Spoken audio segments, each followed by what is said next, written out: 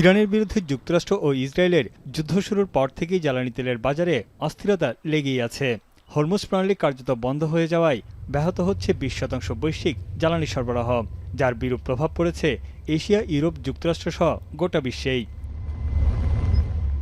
এমন অবস্থায় ইরানের জ্বালানি খাতে ট্রাম্পের হামলার হুঁশিয়ারির পর আবারও অস্থির হয়ে উঠেছে জ্বালানির বাজার। একদিনের ব্যবধানে অপরিশোধিত জ্বালানি তেলের দাম $110 ছাড়িয়েছে। এশিয়ায় তেলের দাম বেড়েছে 0.7%। বিশ্লেষকদের মতে যুদ্ধ পরিস্থিতির খবরের সঙ্গে উঠানামা করছে তেলের দাম। পাকিস্তানে জ্বালানি সাশ্রয়ে নানা পদক্ষেপ নিয়েছে সরকার। সরকারি অফিস সাপ্তাহিক 3 দিন বন্ধ, শিক্ষা প্রতিষ্ঠান ছুটি ঘোষণা এবং অনলাইনে ক্লাস নেওয়ার উদ্যোগ। এছাড়া 30 দিনের জন্য বিনামূল্যে গণপরিবহনের ব্যবস্থা সহ বেলুচিস্তান ও খাইবার পাখতুনখোয়া প্রদেশে রাত 8টার মধ্যে দোকানপাট ও শপিং মল বন্ধ রাখার নির্দেশ দেওয়া হয়েছে। একই অবস্থা ভারতেও।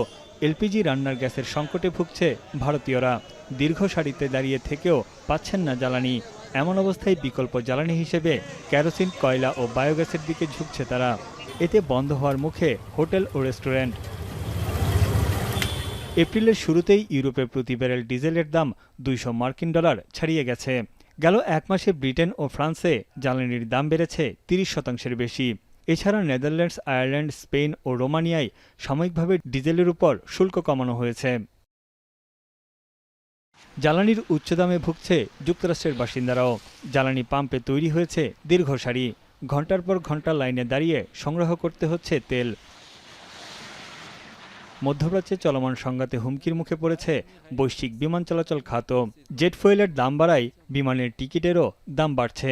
অভ্যন্তরীণ রুটে অতিরিক্ত জ্বালানি খরচ বাড়ানোর ঘোষণা দিয়েছে চীন। হংকং ভিত্তিক বিমান সংস্থা 34% অতিরিক্ত খরচ বাড়িয়েছে। বিমান ভাড়া বাড়িয়েছে নিউজিল্যান্ডও। 2027 সাল পর্যন্ত অলাভজনক রুটগুলো বন্ধ করে দিয়েছে ইউনাইটেড এয়ারলাইন্স। এপ্রিল মাসে 1000-এর বেশি ফ্লাইট বাতিলের পরিকল্পনা করছে স্ক্যান্ডিনেভিয়ান এয়ারলাইন্স।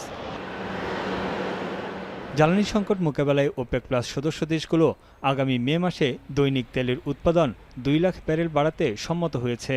যদিও হরমুজ প্রণালী বন্ধের কারণে ব্যাহত জ্বালানি সরবরাহের মাত্র 2% পূরণ করতে পারবে।